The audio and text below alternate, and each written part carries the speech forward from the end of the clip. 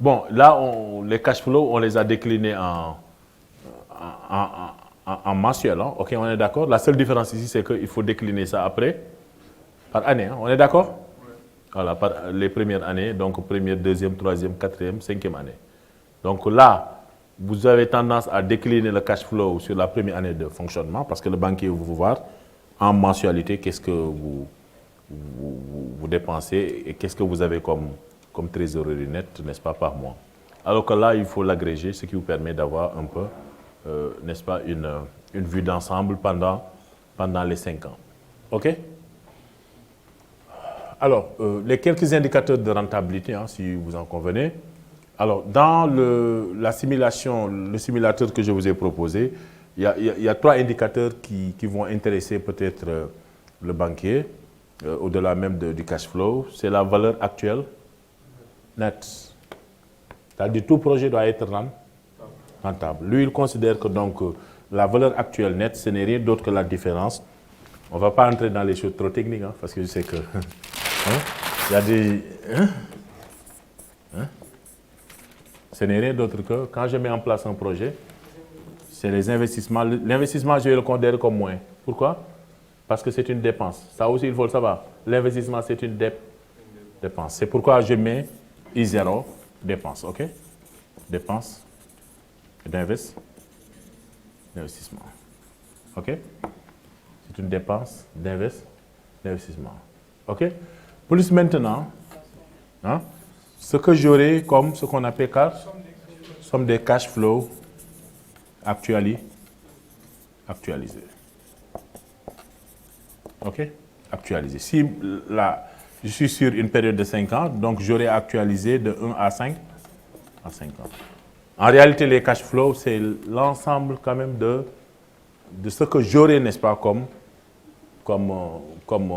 ressources, n'est-ce pas, gagnées, n'est-ce pas, sur la base de l'exploitation. OK? Donc, la vente doit être strictement positive. Strictement positif. Donc, un projet est rentable si la vente est strictement positive. Donc, le banquier aura à regarder ça pour voir est-ce que, avant qu'on ne parle même de cash flow, est-ce que votre projet est rentable. Si vous lui proposez une vente qui est négative, il ne va même pas regarder. Si vous lui proposez une vente qui est égale à 0, il ne va même pas regarder. Ce qu'il va regarder, c'est qu'il faut nécessairement la condition minimale, il faut que la vente soit strictement positive. Dans le simulateur également, dès l'instant où vous introduisez vos données sur le chiffre d'affaires, sur les charges, il vous donne directement la vente. OK? Donc ça aussi, c'est un élément. Et la vente est toujours exprimée en unité monétaire. Ça aussi, c'est bon à savoir. La vente est toujours exprimée en unité monétaire, en francs CFA pour nous. OK? Donc, c'est un élément important de rentabilité. OK? Donc, je répète, la vente, ce n'est rien d'autre que l'investissement initial qui est considéré comme une dépense d'investissement plus la somme des cash flows actualisés. Si le projet est sur 5 ans, il faut que je puisse estimer ce que j'aurai, n'est-ce pas, durant les 5 ans comme recette. OK? Donc, c'est la différence entre les recettes moins maintenant les investissements. Parce que quand vous mettez en place un projet, ça dégage un cash flow. OK? C'est bon? Oui? Là, j'aimerais savoir, pour calculer la vente, vous avez dit qu'on fait la somme des cash flows actualisés, moins l'investissement. Oui. Maintenant, pour actualiser les cash flows, il nous faut un taux d'actualisation. Oui, ça c'est le taux d'actualisation. Maintenant, voilà. Ce taux d'actualisation, oui, terminé. Est-ce qu'on peut considérer le taux d'intérêt comme taux d'actualisation ou bien c'est le banquier qui nous communique ce taux, le taux d'actualisation? En fait, ce taux d'actualisation, alors je n'ai pas voulu entrer dans une technique, hein, parce que le taux d'actualisation, il est déterminer sur la base, souvent quand vous ne connaissez pas le taux d'actualisation qui est T, on vous permet de l'estimer par ce qu'on appelle le coût moins pondéré du capital. Alors, le coût moins pondéré du capital, c'est égal à quoi? C'est ce qu'on appelle MPC. Alors, ce qu'on prend, c'est quoi? C'est le montant des capitaux propres de l'entreprise, on est d'accord? Multiplié par ce que coûtent les fonds propres, ok? Le coût du capital, ok? Entre parenthèses, plus le montant de la dette de l'entreprise, multiplié par le taux d'intérêt. Si j'emprunte à la banque, qu'est-ce que la banque va me supporter, va me facturer? Donc, vous voyez, le montant des capitaux propres multiplié par le coût du capital, plus le montant de la dette multiplié par le taux d'intérêt sur le montant des capitaux propres, plus le montant de la dette. Ça, les financiers savent bien ce que je suis en train de dire. OK. Et ça vous donne un peu le taux d'actualisation. OK. Donc, il faut connaître non seulement ce que la banque va vous facturer, mais il faut savoir également que coûtent, n'est-ce pas, vos capitaux propres. Parce que même quand vous donnez quand même des capitaux propres dans un projet, il faut savoir évaluer ça. OK. Donc, ici, vous aurez ce qu'on appelle un taux en pourcentage. D'habitude, c'est un taux qui va tourner entre 8 et 12%. C'est un peu technique là. Je ne veux pas trop vous embrouiller. Là. Hein? Le coût du capital actuel. OK? C'est-à-dire, si vous avez des capitaux propres, il faut évaluer la valeur de ces capitaux propres en rémunération. OK? Donc, c'est un taux d'actualisation qui varie entre de 8 et 12%. OK? Voilà. Voilà, c'est ce taux-là qui va permettre de pouvoir actualiser. OK? Oui, allez-y. J'aimerais savoir la différence entre recettes d'exploitation et le cash flow. Alors, les recettes, justement, les cash flows sont déterminés sur la base de la différence entre les recettes d'exploitation moins les dépenses d'exploitation. Quand on parle de cash flow net, je peux passer? Hein? Cash flow net, hein? Recettes d'exploitation moins dépenses d'exploitation. Donc, le coût moins pondéré du capital, c'est égal au montant des capitaux propres multiplié par le coût du capital, ce que les capitaux propres coûtent, plus le montant de la dette multiplié par le taux d'intérêt qu'applique la banque sur le montant des capitaux propres, plus le montant de la dette, hein, si vous empruntez, bien sûr. Oui, allez-y. Le cash flow, c'est la différence entre les recettes d'exploitation qui sont issues du projet, moins les dépenses d'exploitation qui sont issues du projet aussi. Donc, par année, il faut déterminer les recettes d'exploitation, moins les dépenses d'exploitation. Je répète. Les cash flow net, c'est la différence entre les recettes d'exploitation par année, moins les dépenses d'exploitation. Et maintenant, c'est ces cash flows qu'il faut actualiser. Et quand vous actualisez, vous allez actualiser par année au taux 1 plus T à la puissance N. Et N va varier. I varie de 1 jusqu'à 5 peut-être. OK? Hein?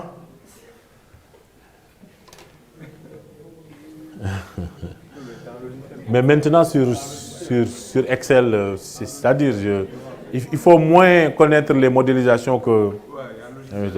On ne va pas vous embrouiller avec ça. Hein. On ne va pas prendre une calculatrice d'épicier pour faire ça. Ça, c'est en première année. Hein.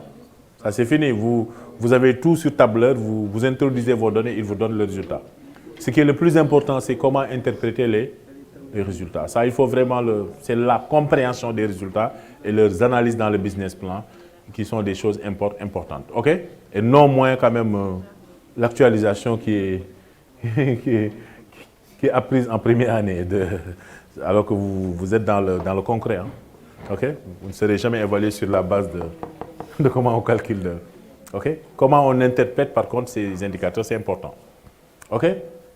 Je peux continuer? Deuxième indicateur, c'est le délai de récupération du capital. Alors, c'est quand même évalué en termes de nombre d'années. Quand on parle de délai de récupération du capital, c'est le nombre d'années durant lequel l'entrepreneur aura à récupérer son capital investi sur le projet. Je répète, le délai de récupération du capital, c'est la durée moyenne en termes d'années, la durée moyenne en termes d'années durant laquelle le promoteur aura à récupérer son capital investi sur le projet. Son capital investi sur le projet. Son capital investi sur le projet. OK? Alors, je vous lis la norme. Hein. Si vous avez un projet de 5 ans, il est attendu que vous ayez un délai de récupération du capital qui tourne entre 2 et 3 ans. Je répète, si vous mettez en place un projet de 5 ans, en calculant le délai de récupération du capital, vous devez pouvoir recouvrer l'ensemble de vos fonds entre 2 et 3 ans. Si c'est supérieur à 3 ans, ça veut dire que votre projet n'est pas tellement rentable dans le temps. OK? Ça, c'est la moyenne. Hein? Un projet de 5 ans, soyez toujours dans un délai de récupération qui tourne entre 2 et 3 ans. Si ça dépasse cette borne-là, votre projet a été mal élaboré en termes de rentabilité et de risque. Hein? Ah, c'est très rentable. Trop rentable même. Tout investisseur préfère récupérer son investissement un peu plus tôt. Un peu plus tôt. OK? C'est l'idéal. Mais je vous dis la norme. Hein. Vous aurez plus tendance à avoir un délai de récupération du capital investi qui tourne entre 2 et 3 ans. Le taux de rentabilité interne, c'est un autre indicateur également qui est très important, n'est-ce pas, à analyser. Alors ici, ça veut dire, c'est exprimé toujours en pourcentage.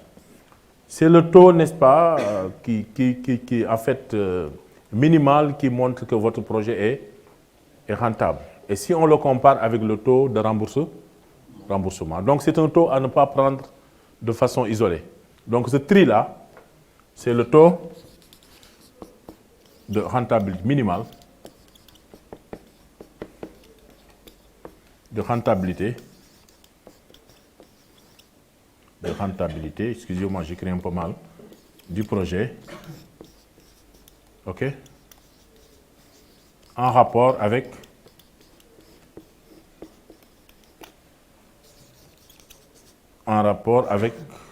l'emprunt, OK? Ça veut dire quoi? Si vous voulez que votre projet soit rentable, il faut que le tri soit strictement supérieur au taux d'intérêt, OK, appliqué par votre banque. On l'appelle le I. Donc le I, c'est le taux d'intérêt. Donc si vous voulez un projet rentable, il faut nécessairement que le tri soit supérieur au I. Et donc dans ce cas, on aboutit à ce que le projet est rentable. Donc il y a 3 indicateurs qu'il faut beaucoup suivre. Hein. Les indicateurs de rentabilité, la vanne, on a dit que ça doit être strictement positif. Le délai de récupération du capital doit être exprimé en nombre d'années et que normalement, je dois être, n'est-ce pas, aux alentours de 2 et 3 ans. Après 3 ans, je suis un peu dans une situation critique. Le taux de rentabilité interne est exprimé en pourcentage et c'est le taux minimal de rentabilité du projet par rapport à l'emprunt. Il faut toujours le comparer à l'emprunt. OK? Si vous avez le contraire, laissez tomber votre projet. Ou ce n'est pas la peine de s'endetter. Hein? Alors, le dernier slide, avant qu'on parte, c'est le tableau de trésorerie prévisionnel. J'ai beaucoup attiré votre attention sur ça. Le banquier va suivre les cash flow nets, l'emprunt bancaire, le total d'encaissement, parce que quand vous empruntez, c'est des flux qui entrent. Hein? OK? Donc, vous pouvez le comptabiliser, n'est-ce pas, dans votre tableau de trésorerie. Donc, les cash flow nets, c'est généré sur la base de la différence entre les recettes d'exploitation moins les dépenses d'exploitation. L'emprunt bancaire, ça va constituer un surplus. Okay? Le total encaissement, c'est les cash flows nets plus les emprunts bancaires. Alors l'investissement initial, il faut le mettre également. Le besoin en fonds de roulement, il faut également les évaluer. Le remboursement du principal du crédit, c'est-à-dire ici les mensualités. Donc le total décaissement, ce n'est rien d'autre que 4 plus 5 ans. OK? Voilà. Le solde de trésorerie, ça aussi, il faut nécessairement faire la différence entre le total des encaissements et le total des décaissements. Et il faut suivre, alors un bon trésorier doit pouvoir suivre quand même l'évolution de ce cumul-là, aussi bien durant l'année que durant les périodes, durant les périodes mensuelles. Et ce cumul-là va revenir, OK? Va revenir, ce qui vous permet, in fine, d'avoir une accumulation de flux de trésorerie. Alors, sur le document Excel, vous aurez rapidement une cumulation de ça et qui vous permet d'avoir, in fine, à la 5e année, votre solde de trésorerie cumulé. OK? Donc, ce point-là, ce tableau va être beaucoup suivi par le banquier. Parce que tout est cash ici. Tout est cash là. OK? Déjà, le cash flow net, c'est du cash. Le solde de trésorerie, c'est du cash. Le cumul du solde de trésorerie, c'est du cash aussi. Et il va avoir l'effort d'accumulation de votre trésorerie durant les 5 ans. Voilà donc de façon ramassée, étant entendu que pour l'essentiel, vous avez le simulateur, okay, le simulateur qui résume tout et qui permettra, je ne sais pas, M. Diédiou, est-ce que vous pouvez nous projeter le simulateur? Oui. Vous parlez du fichier Excel. Voilà, le fichier Excel, oui. Je pense que vous pouvez le mettre... attends, oui. Non, les mensualités. Si vous endettez, chaque mois, vous devez payer. OK? N'est-ce pas? Et ça peut être mensualisé ou annualisé. OK? Voilà. C'est ce que vous payez mensuellement ou annuellement à la banque. Les charges financières, quoi. Une partie du capital plus les intérêts. Oui, je parle du tableau fichier Excel, sinon... Oui, allez-y si vous avez... Oui? Alors, ici, le remboursement du principal du crédit, ici, c'est à la fois le capital et les intérêts. OK? Et par année. Donc, vous pouvez même le mensualiser par mois. OK? OK? Oui. 2 minutes. Oui, allez-y. Donc, voilà donc en filigrane, étant entendu que pour le fichier Excel, on peut revenir sur un certain nombre de simulations de façon individuelle et tout est programmé. Donc, vous n'avez même pas besoin d'introduire quoi que ce soit. Ça vous donne les chiffres. Hein? Oui, c'est déjà programmé. Une banque de la place d'utilise, mais j'ai enlevé le nom. Pour vous mettre à l'aise. Hein? En fait, ce n'est pas un simulateur, c'est un simulateur adapté à une banque, n'est-ce pas, sénégalaise même. Donc, quand vous déposez votre dossier de business plan, eux, ils vont utiliser ce canevas-là. Donc, je vous mets à l'aise par rapport à ça. Donc, c'est un canevas réaliste et adapté. OK? Ce qui vous permet, ce qui vous permet un peu d'être très proche de la réalité, quoi. Donc, ce n'est pas la peine de trop cogiter sur les formules parce que tout est programmé. Il vous donne les chiffres directement. Maintenant, ce qui est le plus important, c'est comment analyser les chiffres. OK? Je pense que c'est ce qui est le plus important.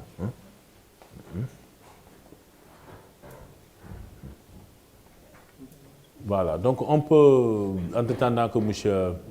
Diédiou arrive, on peut peut-être se regrouper en 3 projets, comme hier, et puis essayer de répondre à un certain nombre de questions que j'aurai à vous donner. Je sais que c'est un peu limite, mais il faut qu'on puisse au moins se faire une ou 2 questions sur ça. OK? Voilà, on y va. Alors déjà, on peut sur le point de départ en attendant que... Alors, ce qu'il faut faire, pour chaque groupe, je veux que vous élaborez un peu. Ah, vous avez l'élément? D'accord, très bien, super. Pour chaque groupe, et selon le projet que vous avez à traiter, il faut me réfléchir sur un certain nombre de points dans votre business plan. Le premier point, c'est la stratégie commerciale. Stratégie commerciale. OK? Bon, déjà, La stratégie commerciale, oui. Oui. Bon, je devais commencer par la fiche synoptique également. Fiche synoptique du projet. OK? On n'a pas peut-être le temps de tout faire, parce que le temps nous est compté. Fiche synoptique du projet. Stratégie commerciale, merci beaucoup. Et je veux que vous réfléchissiez un peu sur les éléments du chiffre d'affaires. Dans l'étude financière. En chiffre d'affaires, oui? Hein? Je peux? Oui, allez-y. En fait, une petite remarque. J'ai remarqué que dans les 3 groupes, ils ont pour thème la production. Bon, Oui, les 3 groupes? je sais qu'on a une contrainte de temps, mais je voulais juste qu'on essaye de traiter, De diversifier. voilà, pour les autres qui ont des sujets. Ah, d'accord. Voilà, Vous vous engagez dans ce groupe-là pour le faire? Pour les services, quoi. Oui, pourquoi pas? Vous avez émis l'idée, pourquoi pas? Vous allez réfléchir dans ce groupe sur ça? Non. Sur la prestation de service, parce que je ne sais pas si dans les autres groupes, est-ce qu'ils sont assez outillés pour ça? Hein? Là, vous avez le pouvoir de le faire? Vous pouvez le faire? Hein? D'accord, ils peuvent le faire. Mais faites la prestation. Comme ça, ça va un peu permettre de diversifier. Hein? Hein? Ça vous arrange?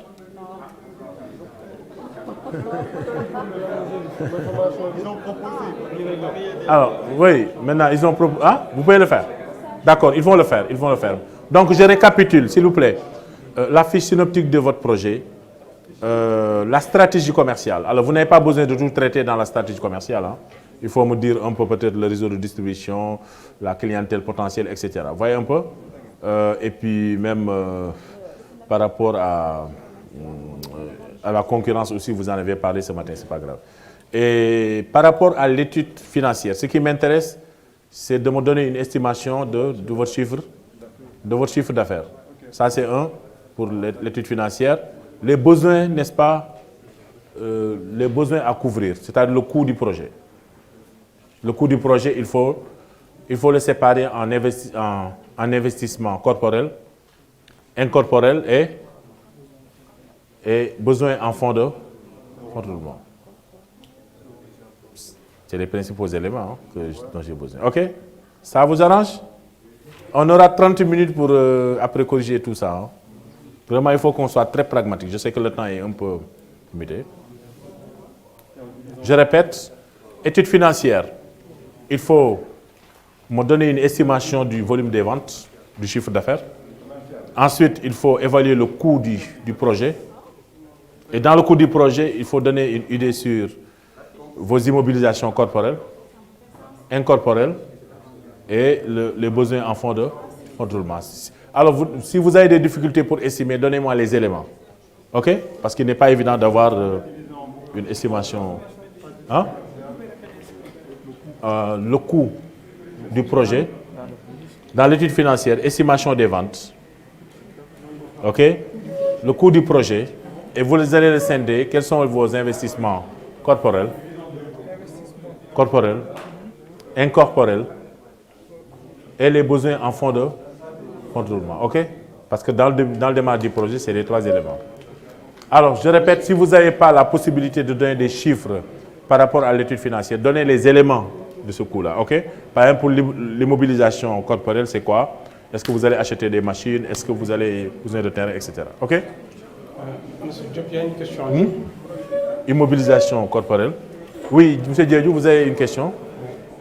Immobilisation corporelle, incorporelle et les besoins en fonds de roulement. Hein? C'est fini, oui.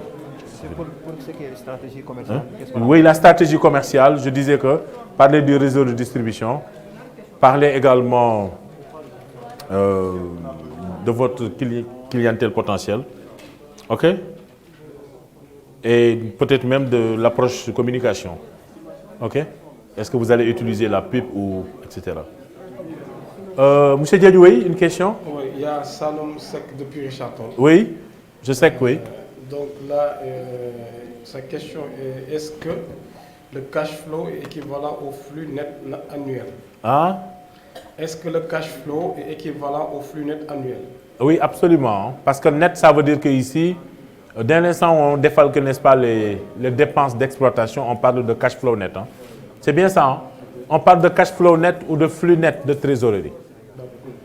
Monsieur Diédiou? Oui, c'est bon. C'est bon. C'est les deux. Hein? C'est les deux termes qui sait qui. Et il y a aussi... Oui, s'il vous plaît, je pense qu'il y a une question. Oui? Il y a Dame Diop aussi depuis Saint-Louis. Dame Diop, oui. Oui, qui dit, est-ce qu'il est possible... S'il vous plaît. Est-ce qu'il est possible d'anticiper Hein? Il dit, est-ce qu'il est possible d'anticiper Oui. le remboursement d'un prêt? Ah oui, oui, mais il y a une pénalité à supporter. Hein. Tout à fait. Vous remboursez, vite, la banque sera contente, mais vous ne serez pas content parce que vous aurez à payer des pénalités de remboursement anticipé. Et souvent, ça varie de 5% à 10% sur le capital restant. Hein? À la banque, oui. Parce qu'elle considère que vous avez un peu faussé sa prévision financière. Non, le problème, c'est que vous allez non seulement lui rembourser son capital, mais n'oubliez pas qu'elle avait calculé, n'est-ce pas, des intérêts jusqu'à 5 ans ou 6 ans. Donc, ces intérêts non échus là, elle va les récupérer. C'est normal, c'est une logique financière. Donc, pour récapituler, M. Diédiou, il est bien possible de faire des remboursements anticipés pour le client, mais celui-ci va supporter des pénalités de remboursement. Voilà.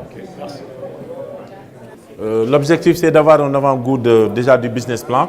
Parce que n'oublions pas que, s'il vous plaît, c'était une découverte. Hein. Vous aurez le temps, durant tout le process, quand même d'approfondir avec l'accompagnement technique.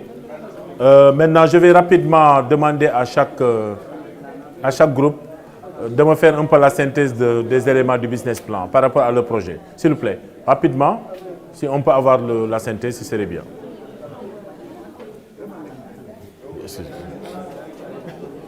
On va y aller? Bonjour. Oui, allez-y. Oui, concernant le tableau besoin de financement.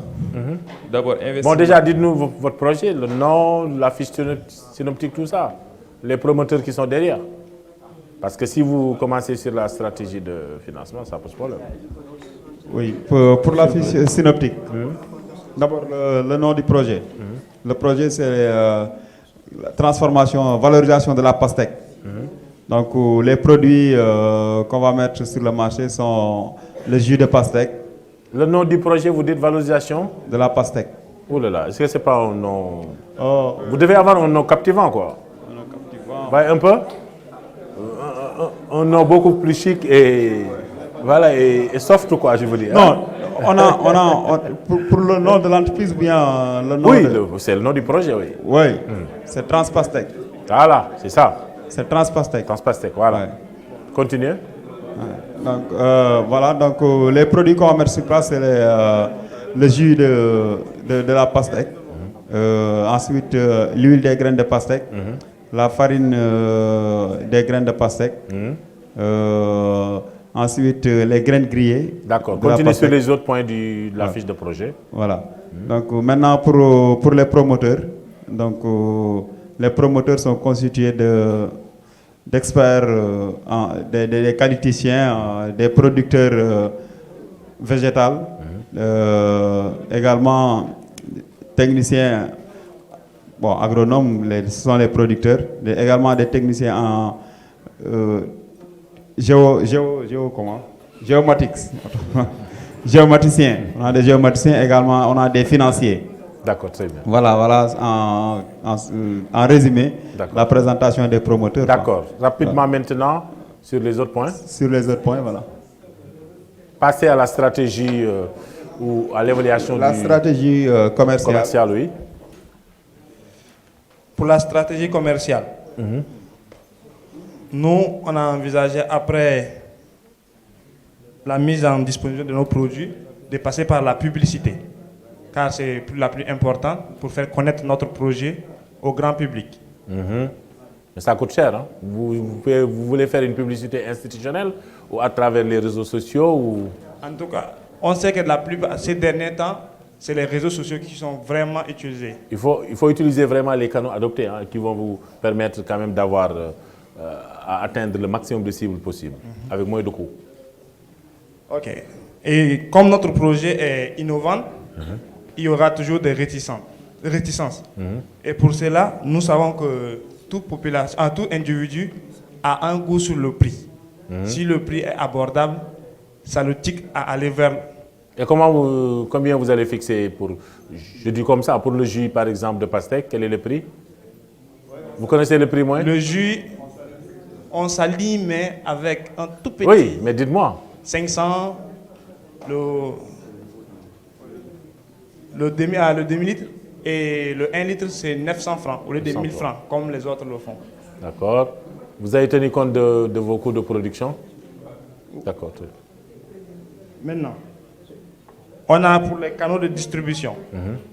Nous, on a visé d'abord les supérettes, aussi les grandes surfaces, et sans oublier les commerciaux, les petits distributeurs qui vont aller sur le terrain. C'est plus facile pour toucher nos cibles, nos clientèles. D'accord. Et maintenant, on envisage aussi d'exporter nos produits. Pour cela, vu que nous, on est encore jeunes dans le marché, nous ne pouvons pas faire seul. Nous allons nous associer avec des Et ce sera une partenaires. stratégie à moyen terme alors? Oui, ça c'est à moyen terme. Important. Stratégie à moyen terme. Mais s'associe à court d'abord- terme, vous êtes, n'est-ce pas, sur le territoire national? Ouais. Maintenant, à partir, n'est-ce pas, à moyen terme, maintenant, 4 ans, 5 ans, vous allez adopter maintenant une croissance externe, c'est-à-dire essayer de conquérir d'autres marchés. Ouais. Pour cela, nous allons lier des partenariats et par ces biais, nous allons essayer d'écouler nos produits. D'accord, très bien. Alors, l'étude financière, est-ce qu'on peut nous donner une idée? Oui. Oui, en ce qui a trait à l'étude financière, donc nous avons les investissements corporels, incorporels et le fonds de roulement. Donc par rapport aux investissements incorporels, donc on s'est tenu lieu de mettre des locales et le bureautique en général. Et le local s'estime à 200 000, le bureautique à 165 000. Donc on a fait ensemble les investissements corporels et incorporels. Donc en somme toute, nous avons 9 684 300. Donc ça, ce sont les investissements corporels et incorporels. 9 Donc, millions. Oui, 9 millions. Avec tout le potentiel de projet là, moi je pense qu'il y a une sous-estimation. À coup sûr, je suis en train de vous faire une Oui, première de tête, critique. quoi, comme ça, de tête, quoi. Essayez de revoir le coût d'investissement. C'est très faible en 9 millions. Par rapport à votre potentiel de production, je pense que 9 millions, c'est très peu. Hein. Ouais. Donc c'est très peu là. C'est très peu, très peu. Oui, oui, il y a aussi des machines. Ah, il faut Donc, l'intégrer dans oui, le... des machines à production industrielle, mais on ne l'a pas encore tenu ici parce que les prix ne sont pas disponibles. D'accord. Voilà, très on bien. va le remettre. D'accord, il faut Voilà. l'actualiser alors. Voilà, c'est ça. Et le fonds de roulement, donc le fonds de roulement pour un mois s'estime en tout c'est 3 270 000. C'est le fonds de roulement en un mois. En un mois. Voilà. Vous allez avoir un fonds de roulement 3 mois. On va faire 6 la mois. multiplication par 6 pour le fonds de roulement Très bien. en 6 mois. D'accord, pour parler. Voilà, ça c'est somme toute l'étude financière. D'accord, très bien. En tout cas, merci beaucoup. Je pense que le temps est très compté. Vous voulez ajouter quelque chose? Juste pour le financement, on compte mettre un fonds propre de 25%. De 25%. Et pour les 75% qui restent, on va aller vers les organismes de financement. Vers les bailleurs, très bien, très bien. Mais c'est bien 25%. Oh là là, vous êtes... Bon, d'accord. On y va, le groupe 3, ensuite on revient sur le groupe 1. On y va. Hein? Mais si vous avez fini, c'est... Hein? Si vous avez fini... Ah? Donc le groupe 1, on va les écouter. Donc, allons présenter Sena Legion. S'il vous plaît, est-ce qu'on peut s'entendre là un peu? S'écouter. Pour les promoteurs, donc, il y a le DG puis les associés. Pour la localisation du projet, on est au niveau de Richard Toll. Et je vais passer la parole à mon collègue pour qu'il fasse le côté financier et la stratégie commerciale. Très bien.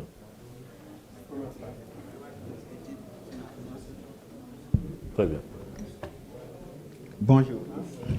Concernant les stratégies commerciales. S'il vous plaît, un peu d'attention pour qu'on... Avec le plan, comme on l'a dit ce matin, avec le plan Sénégal émergent partie 2, la production actuelle était de 1108 tonnes, avec des projections de... Micro, oui.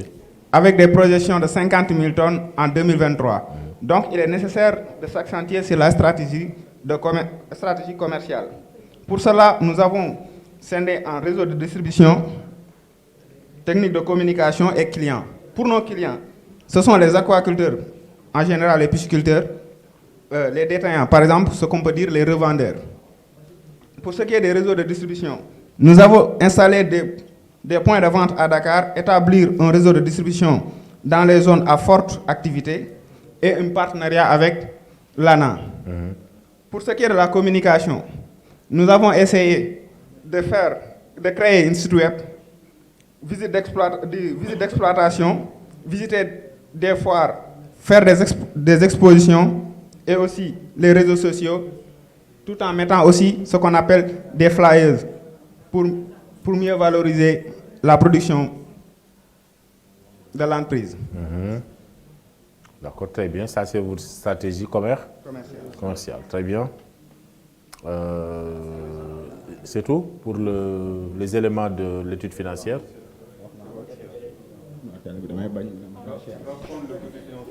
Oui, dans le côté financier, les éléments, le coût du projet, les éléments, le volume de vente. Je pense que vous avez oublié de me donner le volume de vente, hein, le chiffre d'affaires. J'avais demandé ça aussi. Bonjour. Oui. Je m'appelle Khadim Gueye. Je suis chargé de vous présenter le plan financier.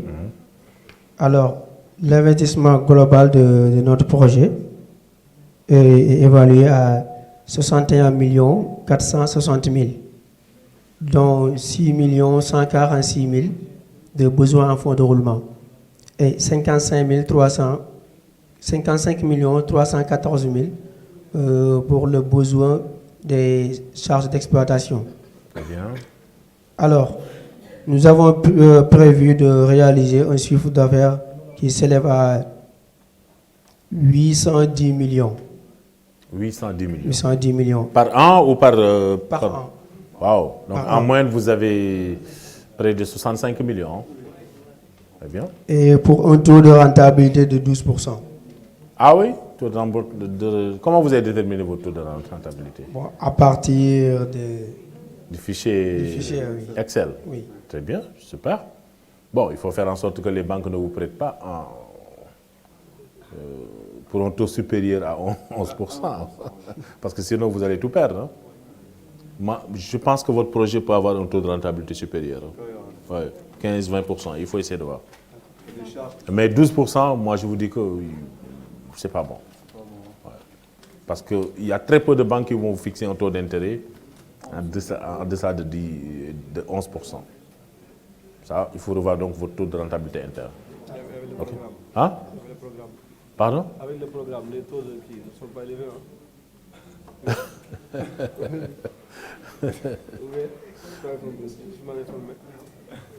Non, C'est une question. Quel programme? Bon, vous avez un label, parce que PSJ, c'est un label. Maintenant, il faut, au-delà de ça également, faire, en fait, défendre votre projet aussi bien dans sa phase de rentabilité que faisabilité aussi. Le PSJ, c'est un label. Maintenant, c'est à vous également, porteur de projet, de défendre votre projet. Très bien. On y va? Et par rapport au coût du projet, les éléments, IMOP corporel, incorporel, non? Alors, oui. pour les éléments corporels, le montant s'élève à 5 300 000. Et c'est l'ensemble des équipements dont nous allons nous disposer pour... 5 millions. Et vous voulez faire un chiffre d'affaires de 80 millions. Bon, c'est le besoin en fonds de roulement qui est assez élevé. Oui, et c'est composé de quoi? Des matières premières et quoi? Des matières premières, Donc de 54 millions pour 6 mois. Oui. Parce que nous comptons produire en moyenne 1 million. 3 tonnes par jour. D'accord, très bien. 3 tonnes par jour. Très bien. Donc c'est ce qui fait que... Donc si je comprends pour vous, en fait c'est vos matières premières qui vont vous prendre beaucoup d'argent. D'accord, très bien. J'ai compris, d'accord, très bien. Oui, oui allez-y.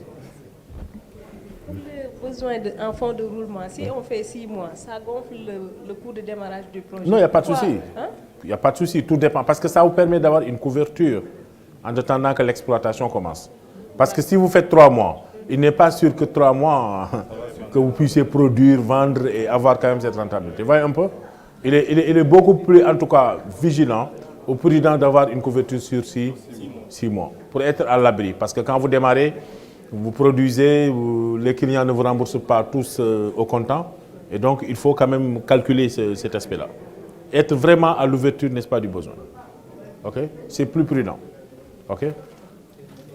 Et ça va être intégré dans le coût du projet, comme une dépense d'investissement de votre départ. Oui? Alors, je disais que c'est le coût des matières premières pour le besoin en fonds de roulement. Oui, j'ai compris que c'est ce qui a gonflé un peu votre... C'est ce qui a gonflé un peu le coût du projet. Alors, je disais que le besoin en fonds de roulement s'élève à 5 millions... 61 millions. Non, le coût du capital, 61 460 000. Donc, dont un besoin en fonds de roulement. Non, je n'ai pas compris. Le coût du capital, qu'est-ce que vous voulez dire par là? C'est le coût du projet. Ah oui, d'accord. Du projet, oui, d'accord. Parce que quand on parle du coût du capital, c'est autre chose. Qui s'élève à 61 460 000. Très bien. Dont 55 314 000 de besoins en fonds de roulement. Très bien. Et 6 146 000 d'équipement. Très bien, super. Très bien, super. Ouais. Merci. Merci beaucoup. Merci. Merci, ça a été synthétique. Merci. Merci. Oui? Allez-y. Le dernier groupe maintenant, avant qu'on... Le dernier groupe. Donnez le micro rapidement pour le dernier groupe. Merci.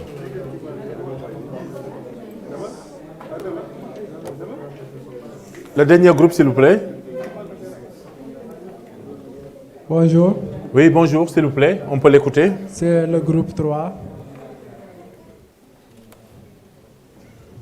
Dont le nom est La Saveur du Sahel. Saveur du Sahel. Saveur du Sahel. D'accord, vous avez oublié la saveur ou les saveurs d'Asie, là. Allez-y, c'est bien noté. Hein? Ok. Ça consiste à faire la production et la transformation du gingembre en gelure hydrosoluble et du tisane. Oui. L'équipe, comme promoteur, l'équipe a des talents diversifiés. En agronomie, on a des informaticiens qui vont nous permettre de développer des applications pour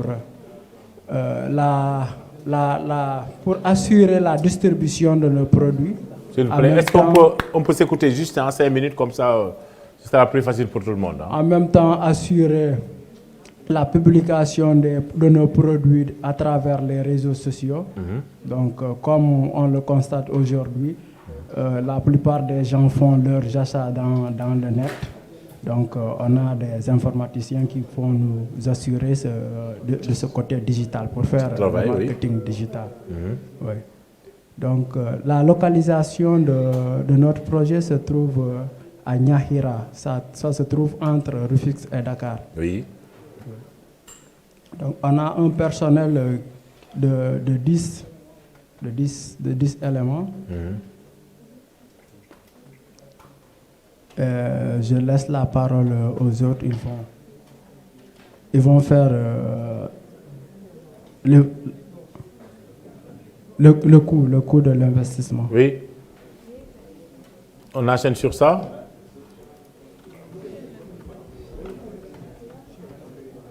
Les éléments de l'étude financière, est-ce qu'on peut les avoir?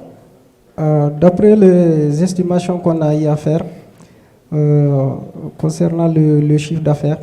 On a déjà déchiffré le chiffre d'affaires en mensuel et en jour et en mois. En fait, en jour, on a trouvé un chiffre d'affaires qui correspond à 1 million de francs CFA. Maintenant, concernant le chiffre d'affaires mensuel, on a un chiffre d'affaires de 30 millions de francs CFA par mois. Concernant la quantité... Chiffre d'affaires de combien? De 30 millions. 30 millions par mois? Par mois. D'accord. Oui. Maintenant, pour le chiffre d'affaires, maintenant, si on cumule ça, le chiffre d'affaires annuel sera de 300 millions de francs CFA. 360 millions. 360 millions de francs CFA. Oui. Là, on va passer au niveau des immobilisations, du coût du projet. Les immobilisations, en fait, l'investissement. L'investissement, on a jugé nécessaire d'acquérir déjà un terrain à 6 millions et un local à 5 millions de matériel industriel pour la transformation du produit à 1,5 million. Ce qui fait que pour ce matériel, on doit l'amortir. On a prévu la durée d'utilisation prévue pour ce matériel, c'est de 5 ans.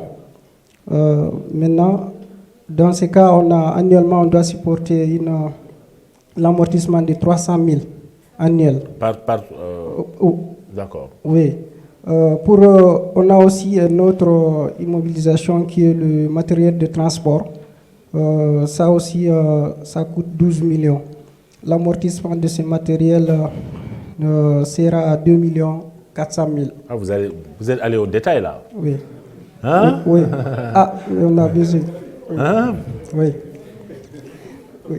Très bien, c'est très bien. Hein? Oui. C'est très bien. Maintenant, concernant aussi les immobilisations incorporelles, pour ça, je pense qu'on doit se rapprocher plus des experts comptables de l'ONECA. Pour une évaluation? Oui, pour une évaluation de nos immobilisations incorporelles.